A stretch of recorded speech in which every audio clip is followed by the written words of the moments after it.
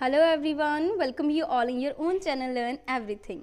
सो असी कर रहे थे फिजिक्स द वेव ऑप्टिक्स, जिहदे नैक्सट टॉपिक करांगे हीलियम नियॉन लेज़र। इस तो पहले मैं रूबी लेज़र करवा चुकी हाँ, वो कर लेना पहला। इस तो पिछला पार्ट सीगा उहदा, क्योंकि उहदे नाल कंपेयर करके ही मैं समझावांगी। सो हीलियम नियॉन लेज़र की है, एक फस्ट गैस लेज़र है जिहड़ी ऑपरेट हुई सी सक्सैसफुली। जिद्दां रूबी लेज़र सीगी सॉलिड स्टेट लेज़र सीगी ना, ये तुहाडे कोल गैस लेज़र हैगी आ। ये हुई सी fabricated by the Ali Javan and his coworker in the Bell telephone laboratory in USA 1961 ਦੇ ਵਿੱਚ ਹੋਈ ਸੀ in the Bell telephone laboratory in USA। ਅੱਗੇ ਦੀਆਂ ਮੇਨ ਕਰੈਕਟਰਿਸਟਿਕਸ ਦੇਖਦੇ ਹਾਂ। ਕਰੈਕਟਰਿਸਟਿਕਸ ਕੀ ਹੈਗੀ ਆ? ਪਹਿਲੀ ਕਰੈਕਟਰਿਸਟਿਕਸ ਹੈ 4 ਲੈਵਲ ਆ। ਜਿੱਦਾਂ ਰੂਬੀ ਲੇਜ਼ਰ 3 ਲੈਵਲ ਲੇਜ਼ਰ ਸੀਗੀ ਨਾ, ਇਹ 4 ਲੈਵਲ ਹੈਗੀ ਆ, ਠੀਕ ਹੈ। ਐਂਡ ਇਹਦੇ ਵਿੱਚ ਜਿਹੜੀ ਪੋਪੂਲੇਸ਼ਨ ਵਰਜਰ ਆ ਉਹ ਈਜ਼ੀਲੀ ਓਬਟੇਨ ਹੋ ਜਾਂਦੀ ਆ। ਜਿਹੜੀ ਹੀਲੀਅਮ ਲੇਜ਼ਰ ਹੈਗੀ ਉਹ ਰਿਲੇਟਿਵਲੀ ਈਜ਼ੀ ਟੂ ਕੰਸਟਰਕਟ ਹੈਗੀ ਐਂਡ ਰਿਲਾਏਬਲ ਇਨ ਓਪਰੇਟਿੰਗ, ਮਤਲਬ ਉਹਨੂੰ ਈਜ਼ੀਲੀ ਕੰਸਟਰਕਟ ਕੀਤਾ ਜਾ ਸਕਦਾ ਹੈ ਅਤੇ ਈਜ਼ੀਲੀ ਉਹ ਓਪਰੇਟ ਕਰ ਸਕਦੀ ਆ। 4 ਲੈਵਲ ਹੈਗੀ ਆ, ਠੀਕ ਹੈ। ਦੂਸਰਾ ਵਰਕ ਕਰਦੀ ਕੰਟੀਨਿਊਸ ਮੋਡ 'ਚ। ਦੇਖੋ ਜਿਹੜੀ ਆਪਾਂ ਰੂਬੀ ਲੇਜ਼ਰ ਕੀਤੀ ਸੀ ਉਹ ਕੰਟੀਨਿਊਸ ਨਹੀਂ, ਉਹ ਪਲਸ ਮੋਡ 'ਚ ਕੰਮ ਕਰਦੀ ਸੀ ਨਾ। ਜਿਹੜੀ ਹੀਲੀਅਮ ਨਿਓਨ ਲੇਜ਼ਰ ਆ ਉਹ ਕੰਟੀਨਿਊਸ ਮੋਡ 'ਚ ਕੰਮ ਕਰੇਗੀ। ਇਸ ਲਈ ਨਾ ਇਹਦਾ ਕਮਰਸ਼ੀਅਲੀ ਯੂਜ਼ ਬਹੁਤ ਹੈਗਾ। ਕਮਰਸ਼ੀਅਲੀ ਜ਼ਿਆਦਾ ਇਹੀ ਯੂਜ਼ ਕੀਤੀ ਜਾਂਦੀ ਕਿਉਂਕਿ ਕੰਟੀਨਿਊਸ ਮੋਡ 'ਚ ਕੰਮ ਕਰਦੀ ਆ। ਬਟ ਜਿਹੜੀ ਦੂਸਰੀ ਹੁੰਦੀ ਆ ਉਹ ਪਲਸ ਮੋਡ 'ਚ ਕੰਮ ਕਰਦੀ, ਇਸ ਲਈ ਉਹਦਾ ਕਮਰਸ਼ੀਅਲੀ ਇੰਨਾ ਯੂਜ਼ ਨਹੀਂ ਸੀਗਾ।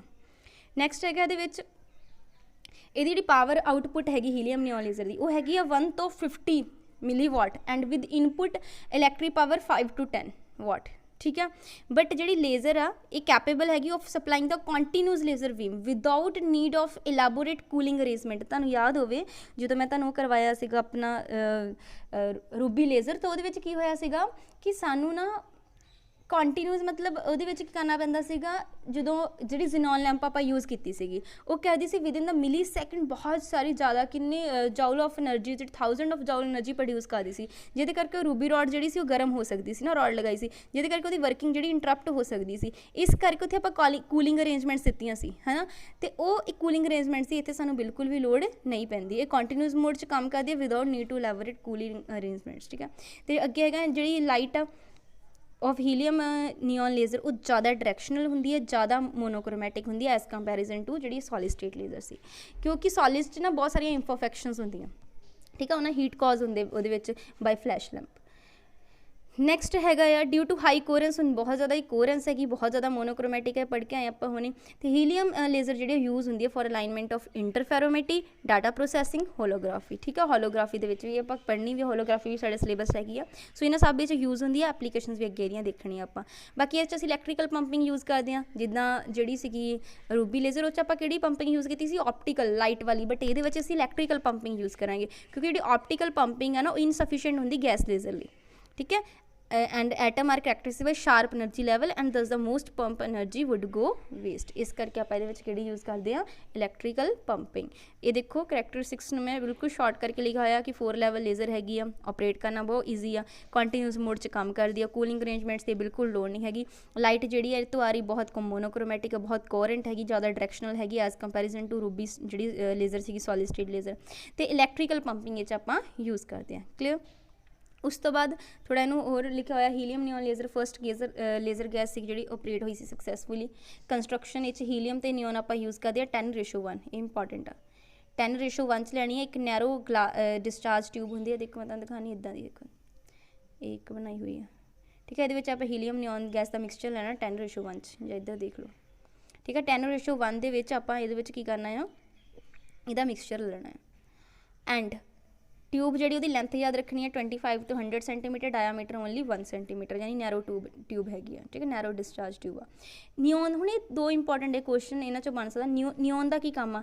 जिहड़ी नियॉन आ ना वो तो प्रोड्यूस करेगी लेज़र बीम, ठीक है। बट जी हीलीअम आ वो एक्साइट कराएगी neon atoms to attain the population inversion. ये पूछा जा सकता है। हीलीअम की जो वर्किंग समझानी ना उत्थे भी तुहानूं बिल्कुल क्लीयर हो जाएगा, कोई इदां दी प्रॉब्लम नहीं हैगी। बट फिलहाल दस रहे हैं कि इंपॉर्टेंट पॉइंट है। तो हीलीअम नूं आपां रखिया हुंदा 1 mm ऑफ Hg तो नियॉन रखिया हुंदा 0.1 mm ऑफ Hg। इत्थे भी अगे दे लो हीलीअम गैस जी होगी एट दी 1 प्रैशर जो 1 mm ऑफ Hg ते आ, नियॉन जी 0.1 ते। सो कह सकते हीलीअम 10 टाइम ज़्यादा आ नियॉन नालों प्रैशर ते, ठीक है। 2 मिरर ये एक्टिव मीडियम हो गया। देखो 3 मेन ਕੰਪੋਨੈਂਟ ਹੁੰਦੇ ਨਾ ਕਿਸੇ ਲੇਜ਼ਰ ਦੇ, ਐਕਟਿਵ ਮੀਡੀਅਮ, ਰੈਜ਼ੋਨੇਟਰ ਕੈਵਿਟੀ ਤੇ ਪੰਪਿੰਗ। ਸੋ ਰੈਜ਼ੋਨੇਟਰ ਕੈਵਿਟੀ ਦੇ ਲਈ ਤਾਂ ਆਪਾਂ ਮਿਰਰ ਯੂਜ਼ ਕਰਦੇ ਹਾਂ ਦੋ, ਇੱਕ ਤੁਹਾਨੂੰ ਪਤਾ ਹੈ ਫੁੱਲੀ ਪਾਰਸ਼ਲੀ ਰਿਫਲੈਕਟਿੰਗ ਹੁੰਦਾ ਹੈ, ਇੱਕ ਫੁੱਲੀ ਰਿਫਲੈਕਟਿੰਗ ਹੁੰਦਾ ਨਾ, ਇੱਕ 'ਚ 100% ਰਿਫਲੈਕਸ਼ਨ ਹੁੰਦੀ ਹੈ, ਇੱਕ 'ਚ ਸਿਰਫ 90 ਜਾਂ 99% ਹੁੰਦੀ ਹੈ, ਪਾਰਸ਼ਲੀ ਹੁੰਦੀ ਆ। ਸੋ ਇਹਦੇ ਵਿੱਚ ਕੀ ਆ, ਰੈਜ਼ੋਨੇਟਰ ਕੈਵਿਟੀ ਲਈ ਆਪਾਂ ਮਿਰਰ ਹੀ ਯੂਜ਼ ਕਰ ਰਹੇ ਹਾਂ, ਬਟ ਐਕਟਿਵ ਮੀਡੀਅਮ 'ਚ ਆਪਾਂ ਹੀਲੀਅਮ ਤੇ ਨਿਓਨ ਯੂਜ਼ ਕਰ ਰਹੇ ਹਾਂ। ਪੰਪਿੰਗ ਇਹ 'ਚ ਆਪਾਂ ਇਲੈਕਟ੍ਰੀਕਲ ਪੰਪਿੰਗ ਯੂਜ਼ ਕਰਦੇ with the help of electron. Diagram ਤੋਂ ਸਮਝਦੇ ਜ਼ਿਆਦਾ ਕਲੀਅਰ ਹੋਏਗਾ। ਦੇਖੋ ਇਹ ਰੈਜ਼ੋਨੇਟਰ ਕੈਵਿਟੀ ਐਜ਼ ਦੋ ਮਿਰਰ ਲਾਏ, ਇੱਕ 100% ਰਿਫਲੈਕਸ਼ਨ ਹੈ, ਇੱਕ 99% ਰਿਫਲੈਕਸ਼ਨ ਹੈ। ਇਹ 'ਚ ਆਪਾਂ ਹੀਲੀਅਮ ਤੇ ਨਿਓਨ ਗੈਸ ਦਾ ਮਿਕਸਚਰ ਲਿਆ ਐਜ਼ ਐਕਟਿਵ ਮੀਡੀਅਮ। ਪੰਪਿੰਗ ਲਈ ਆਪਾਂ ਹਾਈ ਵੋਲਟੇਜ ਯੂਜ਼ ਕੀਤੀ, ਇਲੈਕਟ੍ਰੋਜ਼ ਯੂਜ਼ ਕੀਤੀ ਹੈ, ਠੀਕ ਹੈ। ਇਸ ਡਾਇਗਰਾਮ ਤੋਂ ਵੀ ਸਮਝੋ। ਇਹ ਦੇਖੋ ਡਿਸਚਾਰਜ ਇਲੈਕਟ੍ਰੋਡ ਲਗਾਏ ਆ, ਹਾਈ ਵੋਲਟੇਜ ਦੇਣਗੇ। ਇਹ ਹੀਲੀਅਮ ਨਿਓਨ ਗੈਸ ਦਾ ਮਿਕਸਚਰ ਲਿਆ, ਇਹ ਦੋ ਮਿਰਰ ਲਗਾਏ ਹੋਏ ਆ, ਠੀਕ ਹੈ। ਸੋ ਇਹਦਾ ਦਿਖਾਇਆ ਹੋਇਆ। ਹੁਣ ਇਹਦੀ ਵਰਕਿੰਗ ਸਮਝਦੇ ਹਾਂ। ਬਹੁਤ ਈਜ਼ੀ ਵੇ ਨਾਲ ਵਰਕਿੰਗ ਨੂੰ ਲਿਖ ਕੇ ਸਮਝਾਉਣ ਦੀ ਕੋਸ਼ਿਸ਼ ਕੀਤੀ ਹੈ ਕਿ ਜਦੋਂ DC ਵੋਲਟੇਜ ਅਪਲਾਈ ਕੀਤੀ ਨਾ ਤੁਸੀਂ ਇਲੈਕਟ੍ਰੋਡਸ ਤੇ ਇਨ ਹੀਲੀਅਮ ਨਿਓਨ ਮਿਕਸਚਰ, ਇਹ ਦੇਖੋ ਇਲੈਕਟ੍ਰੋਡ ਲੱਗਿਆ ਨਾ, ਇਹ ਤੁਸੀਂ ਹਾਈ ਵੋਲਟੇਜ ਦਿੱਤੀ, DC ਵੋਲਟੇਜ ਦਿੱਤੀ, ਇਲੈਕਟ੍ਰੋਨ ਪ੍ਰੋਡਿਊਸ ਹੋ ਜਾਣਗੇ ਡਿਸਚਾਰਜ ਟਿਊਬ ਦੇ ਵਿੱਚ। ਇਲੈਕਟ੍ਰੋਨ ਪ੍ਰੋਡਿਊਸ ਹੋ ਗਏ, ਇਲੈਕਟ੍ਰੋਨਸ ਨਹੀਂ ਕਰਨਾ। ਦੇਖੋ ਦੋ ਅੰਦਰ ਹੀਲੀਅਮ ਵੀ ਨਿਓਨ ਵੀ, ਉਹ ਸਭ ਤੋਂ ਪਹਿਲਾਂ ਕਿਹਨੂੰ ਐਕਸਾਈਟ ਕਰਨਗੇ, ਹੀਲੀਅਮ ਐਟਮ ਨੂੰ, ਬਾਈ ਇਲੈਕਟ੍ਰੀਕਲ ਇਲੈਕਟ੍ਰੋਨ ਕੋਲੀਜ਼ਨ। ਕਿਉਂ? ਹੀਲੀਅਮ ਐਟਮ ਕੀ ਹੁੰਦੇ ਆ, ਲਾਈਟ ਹੁੰਦੇ ਆ ਨਿਓਨ ਐਟਮ ਨਾਲੋਂ, ਹੀਲੀਅਮ ਹਲਕਾ ਹੁੰਦਾ ਨਿਓਨ ਨਾਲੋਂ, ਠੀਕ ਹੈ। ਹੀਲੀਅਮ ਦਾ ਐਟਮ ਨਿਓਨ ਨਾਲੋਂ ਹਲਕਾ, ਇਸ ਲਈ ਪਹਿਲਾਂ ਐਕਸਾਈਟ ਹੋਏਗਾ। ਐਕਸਾਈਟ ਹੋ ਗਿਆ, ਜਿਹੜੇ ਐਕਸਾਈਟ ਹੋ ਗਏ ਨਾ ਹੀਲੀਅਮ ਐਟਮ, ਉਹ ਆਪਣੀ એનર્ਜੀ ਟ੍ਰਾਂਸਫਰ ਕਰ ਦਿੰਦੇ ਨਿਓਨ ਐਟਮ ਨੂੰ, ਕਿਉਂਕਿ ਅਪਰ ਲੈਵਲ ਨਾ ਦੋਨਾਂ ਦੇ ਕੀ ਹੁੰਦੇ ਆ, ਕੰਪੈਰੇਬਲ ਹੁੰਦੇ ਸੇਮ। ਤੇ ਇਸੇ ਨੂੰ ਰੈਜ਼ੋਨੈਂਟ ਐਨਰਜੀ ਟ੍ਰਾਂਸਫਰ ਬੋਲਦੇ। ਪੁੱਛ ਸਕਦੇ ਆ ਰੈਜ਼ੋਨੈਂਟ ਐਨਰਜੀ ਟ੍ਰਾਂਸਫਰ ਕੀ ਹੁੰਦਾ, ਜਦੋਂ ਹੀਲੀਅਮ ਐਟਮ ਆਪਣੀ ਉੱਪਰ ਜਿਹੜੇ ਲੈਵਲ ਹਾਇਰ ਲੈਵਲ ਤੇ ਨਿਓਨ ਐਟਮ ਉਹਨਾਂ ਨੂੰ ਆਪਣੀ એનર્ਜੀ ਕੀ ਕਰਦੇ ਨੇ, ਟ੍ਰਾਂਸਫਰ ਕਰ ਦਿੰਦੇ। ਮੈਂ ਡਾਇਗਰਾਮ 'ਚ ਤੁਹਾਨੂੰ ਵਧੀਆ ਸਮਝਾ ਸਕਦੀ। ਦੇਖੋ ਇਹ ਹੀਲੀਅਮ ਆ ਗਰਾਊਂਡ ਸਟੇਟ ਤੇ, ਸਭ ਤੋਂ ਪਹਿਲਾਂ ਇਹਨਾਂ ਨੂੰ ਇੱਧਰੋਂ એનર્ਜੀ ਮਿਲੀ ਤੇ ਇਹ ਕੀ ਕੀਤੇ, ਉੱਪਰ ਚਲੇ ਗਏ, ਐਕਸਾਈਟਡ ਲੈਵਲ 'ਚ ਚਲੇ ਗਏ, ਠੀਕ ਹੈ। ਐਕਸਾਈਟਡ ਲੈਵਲ ਤੇ ਜਾ ਕੇ ਇਹਨਾਂ ਨੇ ਕੀਤੀ ਆਪਣੀ એનર્ਜੀ, ਇਹ ਨਿਓਨ ਦਾ ਇੱਧਰ ਬਣਾਇਆ, ਨਿਓਨ ਨੂੰ ਟ੍ਰਾਂਸਫਰ ਕਰ ਦਿੱਤੀ। ਕਿਉਂ? ਇਹਨੂੰ ਬੋਲਦੇ ਆ resonate energy transfer, RET, resonate energy transfer. ਕਿ ਜਦੋਂ ਹੀਲੀਅਮ ਐਟਮ ਆਪਣੀ એનર્ਜੀ ਕਿਹਨੂੰ ਟ੍ਰਾਂਸਫਰ ਕਰ ਦਿੰਦੇ, ਨਿਓਨ ਐਟਮ ਨੂੰ, ਕਿਉਂਕਿ ਦੋਨਾਂ ਦੇ ਜਿਹੜੇ ਅਪਰ ਲੈਵਲ ਆ ਉਹ ਕੰਪੇਅਰੇਬਲ ਹੈਗੇ ਨੇ, ਇਸ ਕਰਕੇ, ਠੀਕ ਹੈ। ਸੋ ਇਹ ਵਾਲਾ ਪੁਆਇੰਟ ਕਲੀਅਰ ਹੋ ਗਿਆ। ਸੋ ਸਭ ਤੋਂ ਪਹਿਲਾਂ DC ਵੋਲਟੇਜ ਸਪਲਾਈ ਕੀਤੀ, ਇਲੈਕਟ੍ਰੋਨ ਪ੍ਰੋਡਿਊਸ ਹੋਏ, ਉਹਨਾਂ ਨੇ ਐਕਸਾਈਟ ਕਿਹਨੂੰ ਕੀਤਾ, ਹੀਲੀਅਮ ਨੂੰ। ਸੋ ਗਰਾਊਂਡ ਸਟੇਟ ਜਿਹੜੇ ਨਿਓਨ ਐਟਮ ਆ ਉਹ ਹੁਣ ਐਕਸਾਈਟਡ ਹੋ ਜਾਣਗੇ ਅਪਰ ਲੈਵਲ 'ਚ, ਕਿਉਂਕਿ ਦੇਖੋ ਨਾ ਇਹਨੇ એનર્ਜੀ ਇਹ ਵਾਲੀ ਇਹਨਾਂ ਨੂੰ ਦੇ ਦੇਣੀ, ਪ੍ਰੋਵਾਈਡ ਕਰ ਦੇਣੀ ਇਹ ਵਾਲੇ ਐਟਮਸ ਨੂੰ, ਇਹਨਾਂ ਨੇ ਐਕਸਾਈਟ ਕਰ ਜਾਣਾ। ਫਿਰ ਜਦੋਂ ਐਕਸਾਈਟ ਕਰ ਗਏ ਅੱਗੇ ਥਿਊਰੀ ਦੇਖਦੇ ਹਾਂ। ਅਪਰ ਲੈਵਲ ਹੁਣ ਉੱਥੋਂ ਦੋ ਤਰ੍ਹਾਂ ਹੋਏਗਾ, ਇੱਕ 3s ਤੋਂ 3p ਆਉਣਗੇ, 3s ਤੋਂ 2p ਆਉਣਗੇ, ਇੱਕ 2s ਤੋਂ 2p ਆਉਣਗੇ। ਦੇਖੋ ਇਹ ਜਿਹੜਾ ਰਿਲੀਜ਼ ਕਰਨਗੇ ਫੋਟੋਨ, ਇੰਨੀ એનર્ਜੀ ਦਾ ਸਾਰੀ એનર્ਜੀ ਦਿੱਤੇ ਹੋਏ ਆ।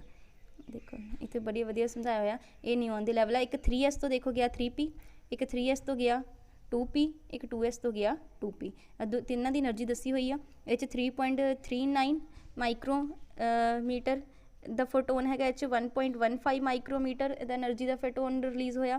ਇਹ 'ਚੋਂ 4328 ਸਾਡੇ ਲਈ ਜਿਹੜਾ ਇੰਪੋਰਟੈਂਟ ਹੈਗਾ ਉਹ ਇਹ ਵਾਲਾ ਹੈਗਾ। ਕਿਉਂਕਿ ਇਹ ਦੋਨੇ ਇਨਫਰਾਰੈਡ ਰੀਜਨ 'ਚ ਜਾਣਗੇ, ਇਹ ਸਾਡੇ ਲਈ ਲੇਜ਼ਰ ਬੀਮ ਨਹੀਂ ਪ੍ਰੋਡਿਊਸ ਕਰਨਗੇ, ਸਾਡੇ ਲਈ ਲੇਜ਼ਰ ਬੀਮ ਕੌਣ ਪ੍ਰੋਡਿਊਸ ਕਰੇਗਾ, 6328 ਐਂਗਸਟ੍ਰਮ ਵਾਲਾ।